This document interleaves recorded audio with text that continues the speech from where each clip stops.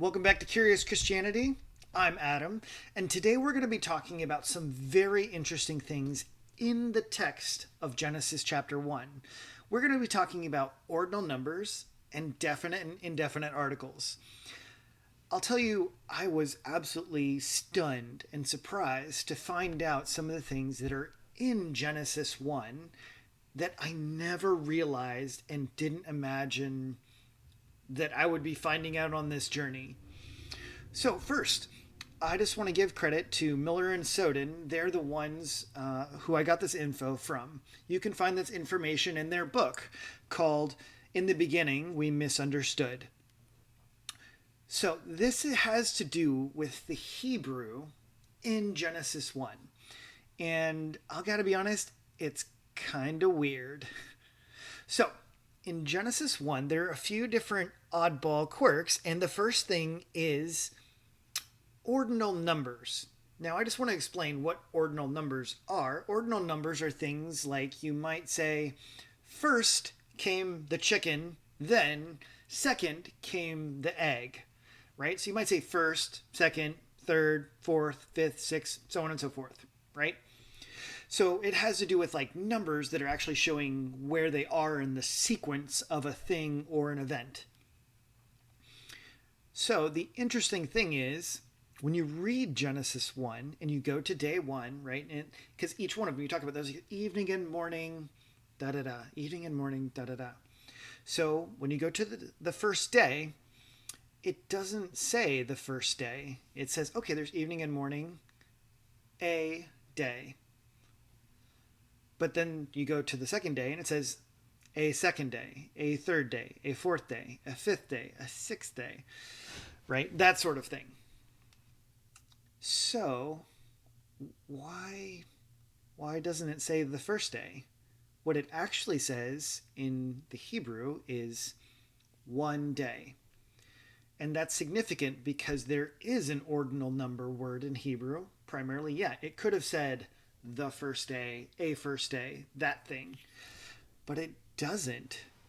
It doesn't have the ordinal number for the first day. That has to tell us something because it has it for the rest of them, days 2 through 7. Second day, third day, fourth day, fifth day, sixth day, seventh day. But for the first day, it just says like one day. So that is really interesting, and I think like when you're the kind of person that wants to take it very literally and very seriously, you have to take that into consideration when reading the text, because it could have said the first day. And when you're going about all of these sequences, and for those that interpret Genesis 1 and day 1 as being the first day of all of creation, the Bible quite literally doesn't say that. That would be just an interesting fact of the matter.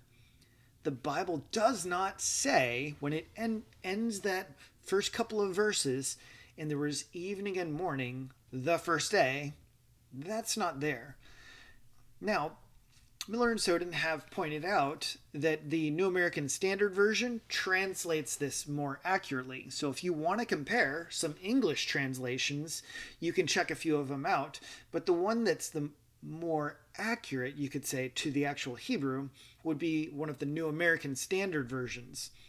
So I definitely encourage you to look this up and look up a few different translations because it's really interesting. So I think one of the things we have to recognize is that we don't want to overburden sometimes the scripture and the Bible with our English interpretation too much. In other words, sometimes we read things in English. I've done it.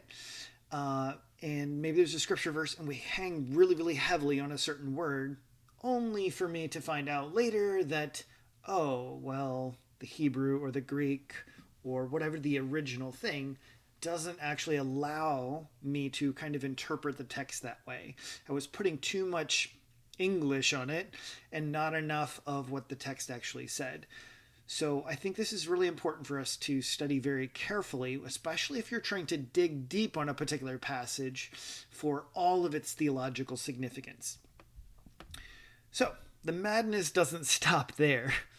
The other thing that's very, very interesting has to do with definite and indefinite articles, right? So an indefinite article would be like like a ice cream cone, a trip to the ballpark.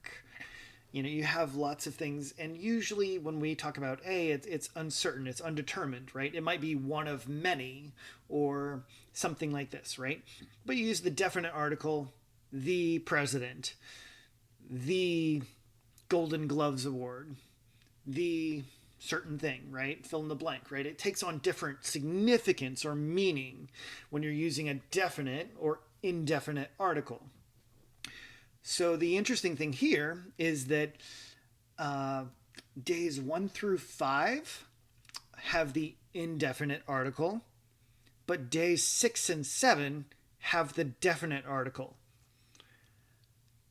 I gotta be honest, that's almost just bizarre. So in other words, it reads a day, a second day, a third day, a fourth day, a fifth day. And then it says the sixth day, the seventh day. So it seems evident that it is clearly highlighting days 6 and 7. Like those days are to stand out above the other days. I'm not even going to try and give all of the theological potential meanings in this video. I'll work more on some of those things later, but the first thing that we have to do before coming to theological conclusions is simply have all of the evidence. And one of the points of all of these videos on Genesis is to help educate everyone so that at least we're talking about the same evidence. And I think you have to understand exactly what is the Bible saying, what are the actual words for us to make these very fine interpretations. So I really hope that this will help you to understand. It's like there is significant nuance here when you're looking at Genesis 1, and it's using an indefinite article for days 1 through 5, and then a definite article for the last 2 days. That's really different. Way different than I had ever heard it or even thought of it, right? So it lists an indefinite number of days. It's like, a day, a second day, a third day, right? So you have sequential from 2 through 7, and then you have an indefinite from 1 through 5. So, I mean, I have little else to say other than to say to some degree, like it's definitely more complicated than I originally ever thought. And I totally understand like a lot of the people that want to say, well, it's really, really simple. You just read it and then you know what it means. You know what it says. But I'll say I've definitely been reading Genesis for a very long time, including some other more intense periods of study. And I never realized or recognized these particular small nuances, which can change the meaning of the text, which can change my interpretation of what does it say. Now, yeah, some of you, I'm sure, can already watch the video and be like, yeah, but this doesn't matter. It still shows 7 days. It shows all these things. Fine, we can worry about the interpretation later. For now, I just want you to understand that there is clearly more nuance and more complicated things to understand about the text than simply trying to read it in a simple English translation. So, if you have discovered and found other things in Genesis 1 that I haven't mentioned yet, or maybe you thought would be really, really interesting, post them in the comments, and I'll see you in the next video.